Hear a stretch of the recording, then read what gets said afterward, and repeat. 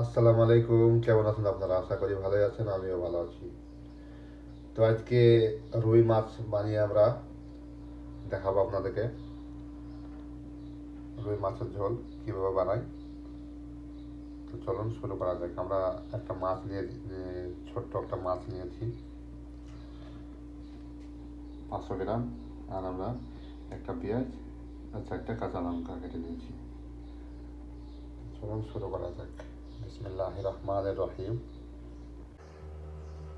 তো প্রথমে আমরা মাছগুলা ভেজে নেব একটু হালকা করে। প্রথমে দিয়ে দেবো হালকা হালকা একটু হলদি, আর দিয়ে দেবো লবণ, হালকা একটু লবণ দিয়ে দেবো। এটাকে ভালো করে মাখিয়ে নেবো আমরা, মাখার পরে ভেজে নেবো। ভালো করে মাখিয়ে ভেজে নেবো আমরা মাছটাকে। তো প্রথমে আমরা একটা কড়া দিয়ে নিয়েছি, কড়াটা গরম করে নিয়েছি। আমরা এখন একটু তেল দিয়ে দেবো মাছটা ভাজার জন্য। আর আমরা মাছটাকে হলদি আর লবণ দিয়ে মাখিয়ে নিয়েছি। এখন মাছটা আমরা ভেজে নেবো।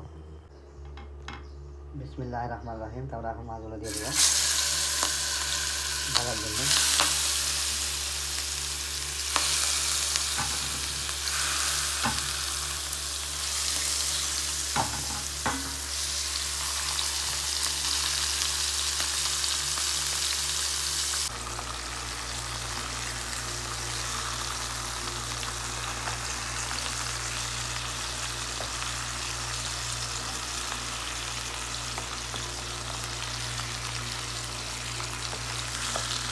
একটা একটা করে উল্টে দেবো।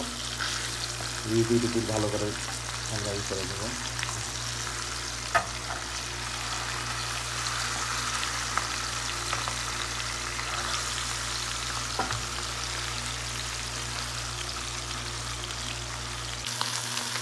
মাছ আমাদের হালকা ভাজা হয়ে গেছে, আর একটু ভেজে নেবো আমরা মাছটাকে। তো এখন আমরা মশলা করে নেব। মশলা করার পরে একটা আলু কেটে নিয়েছি, আলুটাকে সিদ্ধ করে নেব। প্রথমে দিয়ে দেবো তেল, তো হালকা তেল দিয়ে দিলাম। এবার কষিয়ে নেবো, মশলাটা ভেজে নেবো ভালো করে। তো এইভাবে ভালো করে ভেজে নিতে হবে। আমাদের ওপর পিঠ ভাজানো হয়ে গেছে, নিজেকার পিঠে একটু আঁচে রাখি। ভালো করে মাছগুলো লাল করে ভেজে নিতে হবে। তো পেঁয়াজ আমাদের এখন লাল হয়ে গেছে। আমরা এখন দিয়ে দেবো 1 চামচ আদা রসুনের পেস্ট। তারপর আবার একটু ভেজে নেব।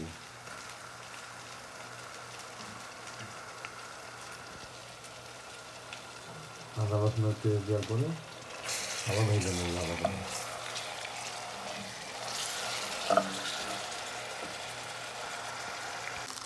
এখন আমাদের মাছ ভাজা কাজ শেষ। মাছ খুব সুন্দর ভাজা হয়ে গেছে, লাল লাল করে মাছ আমাদের ভাজা হয়ে গেছে। তো চলুন এখন আমরা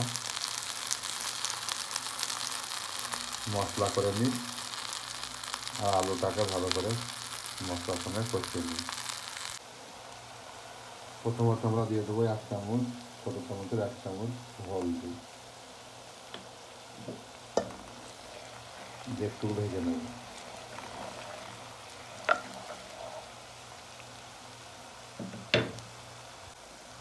হলদি দেওয়ার পরে এবার দিয়ে দেবো কাশ্মীরি লঙ্কা গুঁড়ো 1 চামচ।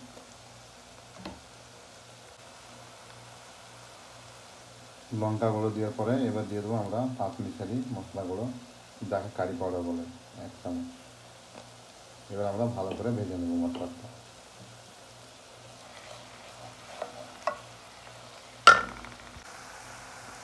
এখন আমাদের মশলা ভাজানো শেষ হয়ে গেছে। আমরা এখন দিয়ে দেবো 1 কাপ পানি।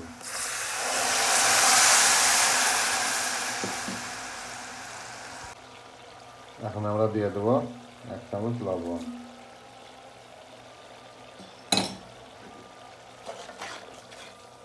এখন আমাদের পানিটা, যে 1 কাপ পানি দিয়েছিলাম ওটা শুকিয়ে গেছে, মশলা কষানো হয়ে গেছে।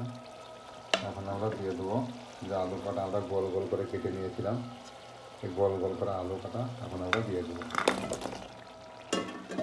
এবার আমরা ভালো করে কষিয়ে নেব।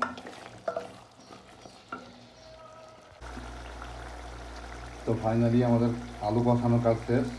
আমরা এখন দিয়ে দেবো পানি। আলু সিদ্ধ করার লাগে এখন আমরা দিয়ে দেবো 1 গ্লাস পানি।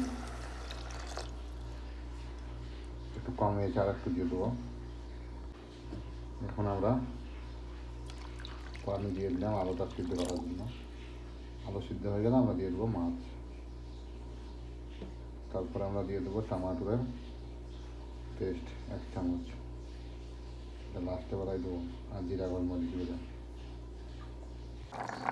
তো ফাইনালি আমাদের এখন আলু সিদ্ধ হয়ে গেছে। আমরা এখন দিয়ে দেবো টমাটোরের পেস্ট 1 চামচ। আর দিয়ে দেবো আমরা 1/2 চামচ ভাজা জিরা গোলমরিচ গুঁড়ো। এখন আমরা 5 মিনিট আমরা ওয়েট করব। 5 মিনিট অল্প আগুনে দেওয়ার পরে এখন আমরা দিয়ে দেবো ভাজা মাছগুলো। তো আমরা 3-4 মিনিট ওয়েট করেছি মশলা আর টমাটোর পেস্ট দেওয়ার পরে। এখন আমরা ভাজা মাছগুলো দিয়ে দেবো একটা একটা করে।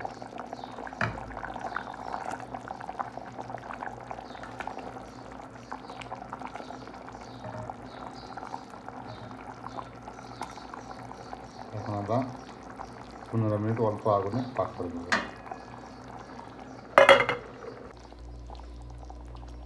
তো ফাইনালি আমাদের এখন রুই মাছ রেসিপি কমপ্লিট। আমরা এখন প্লেটে নিয়ে নেবো খাওয়ার জন্য। আমাদের পাক করা শেষ। আমরা এখন প্লেটে নেবো খাওয়ার জন্য। তো ফাইনালি আমরা এখন খাওয়ার জন্য প্লেটে নিয়ে নিয়েছি। আপনারা এরকম করে বানাবেন।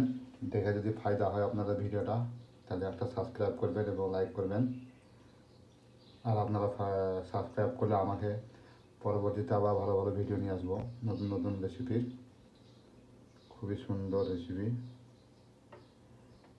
আপনারা এরকমভাবে বানিয়ে খাবেন।